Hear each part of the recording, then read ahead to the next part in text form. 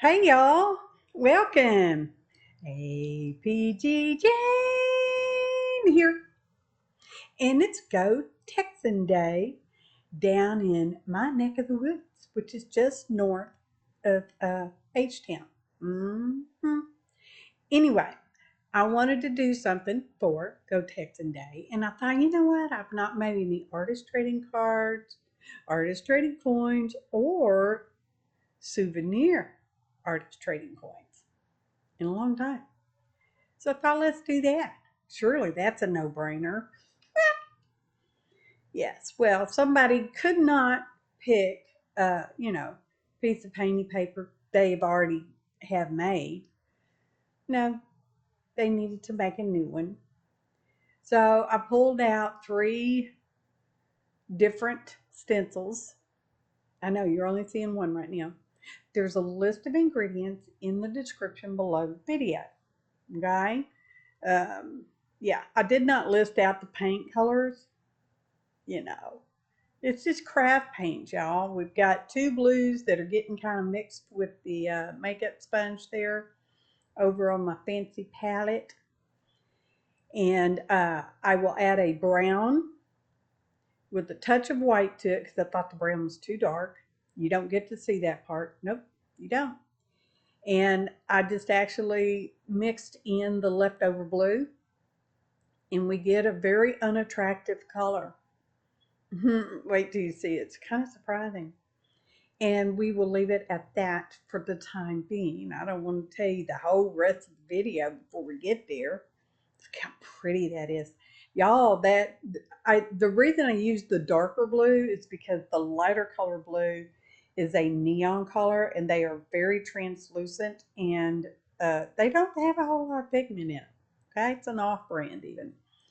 So that's why I used a darker blue and kind of got them to go together, and all that just looks so pretty.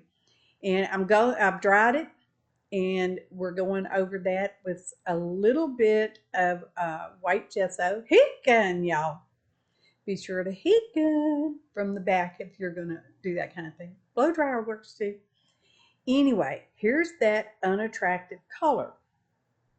It actually looks better on my editing screen than it did in real life. But as I watch back over the video and look at my finished souvenir artist trading cards, I'm like, yeah, that wasn't so bad. Mm-mm. I mean, if you're enjoying yourself, as I was enjoying myself, I've already got the paint mixed. It wasn't going to matter if I used it or not. It was already mixed. And yeah, might as well. What was the worst that was going to happen? I give it a mercy gessoing all over, or put it in the recycle bin. Okay, so now I'm going over that. That's been dried with heat gun, y'all, front and back. And I'm going over again with haphazardly with white gesso. Okay, and it's a very rough brush, if it should matter to you. Well, it would, because it wouldn't smoosh around very good with a soft brush. So, yeah. Anyway, smooshing that around because we're going to do some stencil reduction here in just a couple of minutes or so. Heck gun, y'all. And I am working on a piece of waxed paper. I don't want to mess up that pretty new mat of mine. Well, I know it's not totally new now, but new enough. Anyway, red. It's a red paint. I don't know what, I don't know. And here's our third stencil. Oh, I said there's a list of ingredients in the description below. Still is. Anyway, stencil reductions where you take a baby wipe, not a soppy wet one. So if you're going to use a towel, not soppy wet, but damp, and you remove the paint.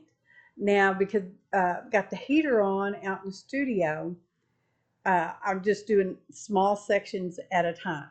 Okay, I have learned from experience that if you put paint all over the whole thing, by the time you get to your last area, it's probably way too dry. Anyway, you want to switch the baby wipe around, flip it, flop it, so that you're still removing paint, Remember, stencil reduction, we are reducing the amount of paint on the stencil, through the stencil. And you just flip-flop it around. If you need to get a new one, get a new one, you know. And this technique was originally brought to us by the Journal Artista. We do think of you, and we sometimes talk about you amongst ourselves. If you should happen to be out there listening, we miss you, Paula. Anyway, that's that technique. Stencil reduction. I know some other people call it other things these days, but I don't know. It's what it was named, and that's what it's called. Okay, here we go. Our last little corner. And I think I come back later on so I can pre-tell you in advance of what we're going to do, 5 minutes from now. We will scroochel off some more because it's the gesso that allows you to remove some of the paint. But remember, well, maybe I didn't say, working on cardstock, it can deteriorate if you rub it too vigorously. Okay, so word of caution.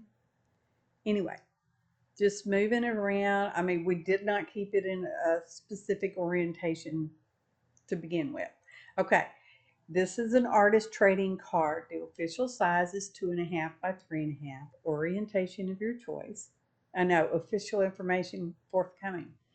Now, a souvenir coin is one of those flat penny machines that they have at touristy areas.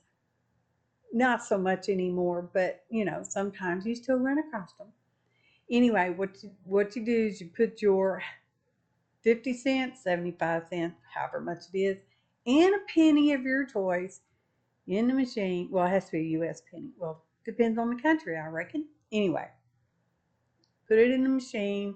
You've already picked out your design, and then you roll the wheel, crank, crank, crank, crank, and it flattens out your penny into whatever souvenir design choice, if you had a choice.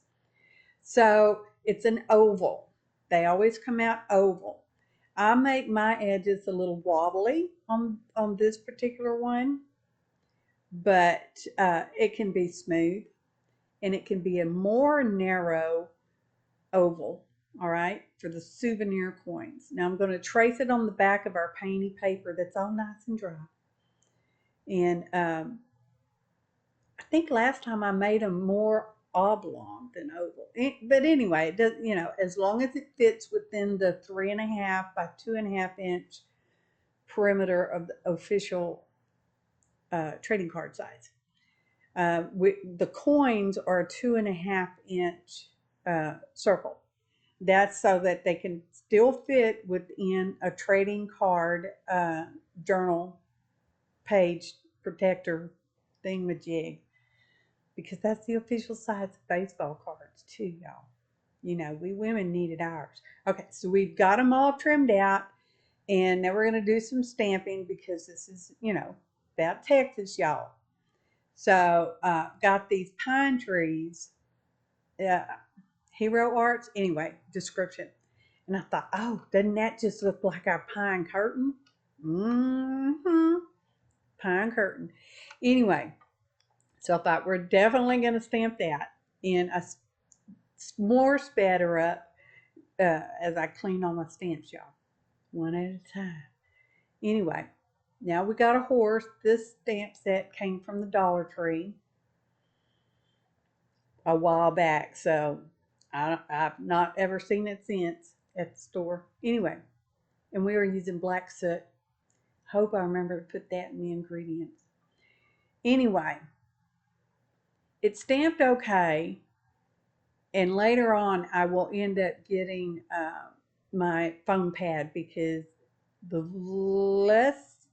cheap, let's put it like that, the cheap acrylic stamps stamp definitely, for me, stamp better if I use a foam pad. Okay.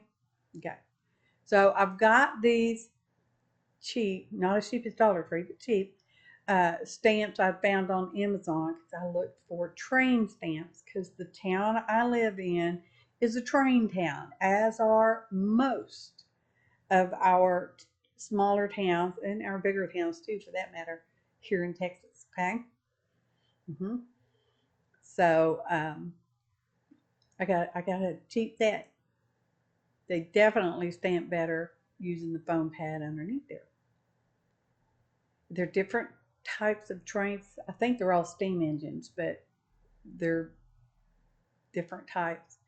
And I believe the train, now y'all know I'm no train expert. I'm no train expert. I believe in India, the rails that the train rides on is actually a little bit narrower, as is Pike's Peak train. Pretty sure, but no guarantee on that information. So I printed out some words that we are going to glue to our Souvenir Artist Trading Coins, Artist Trading Coins, anyway. And taking them down into strips because I was hoping I wouldn't have to trim them some more, but we're trimming them some more and we're going to trim them apart. And I may even do it some more later, okay? I did it again. I was gluing them on. Anyway, Lone Star State, Texas. Go Texan Day. I needed a star. And I chose this lighter blue cardstock because I felt in real life the cards look much darker, not much darker, a little darker than what they do on my editing screen, okay? So that's why I was going with lighter blue paper. And heat embossing, y'all, because, we like to do that. Y'all see that embossing powder flip-flop over there? It's on the brand new ink, or yeah, they call it ink. Embossing ink pad. Yeah, we're gonna clean all that up. Don't want to waste a single grain of that embossing powder, y'all. So here it goes from the back side, just a little bit. Okay, you want to start doing this. Let your heat gun warm up a little bit when you're doing the embossing powder. If you overheat it, you could get surprise things like bubbling or the color disappearing or changing or whatever. Anyway, now we're going to trim all these out.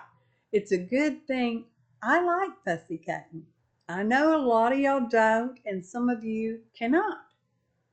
So you don't want to, you can't, don't do it. Okay? Maybe use a punch or an actual die.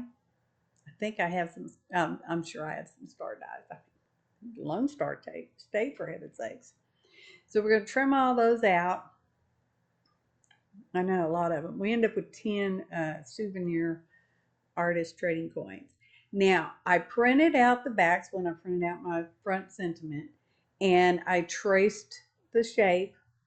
I held it up to the light so I could see where my words were, and I traced the shape and fussy cut all those out too. That is not an exact edge to edge perfect line up, okay? And I really like that this time. I might not like it next time, but I like it today. So I've inked around everything with scorched timber, everything except the sentiment with glue on top. I didn't ink that. It was too tiny, and I'm like, no, I'm done.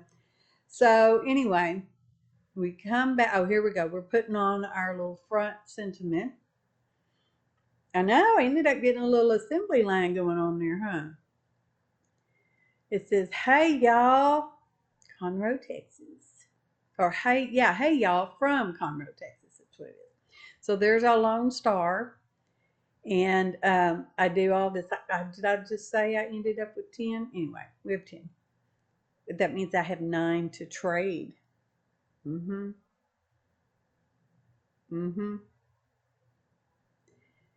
Emails in the description below the video, y'all. If you want to trade. All right? Okay. I only have 9. So anyway, we do this for all of them. And yep, they're all going to say the exact same thing. Okay? And once I'd done that, that pine tree stamp, I thought all I could think of was the pine curtain after that. So I ended up calling these behind the pine curtain or something like that. Well, look, because we have a back label in the photo montage. First, we have to put diamonds on there because I really needed more blue and I wanted shiny or more shiny but not glitter. Oh, is this flip-flop? No, this is where we are inking just a little bit more around the edge, just a little bit. It is this. It's not. Yeah, look. I think it looks cool. Anyway, makes me happy. Flip-flop time, y'all. So I can't read it on my little screen. Y'all can. Anyway, there are 5 different designs. So it's, there's 2 of the pine tops and 2 of each train and 2 of the cowboy with the horse. I'm really happy with them. So let's trade, okay? What's your town known for? Ta-da! Photo montage.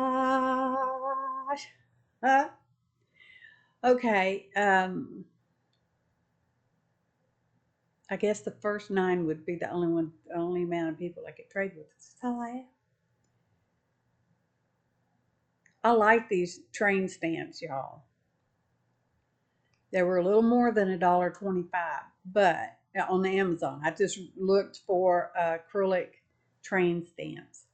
Train engines? I may have even said train engine. I don't know. Anyway, oh, there it is, behind the pine curtain, y'all. I should have put on Go Texan Day. Thanks for watching. Until next time, happy arting, y'all. Choo choo.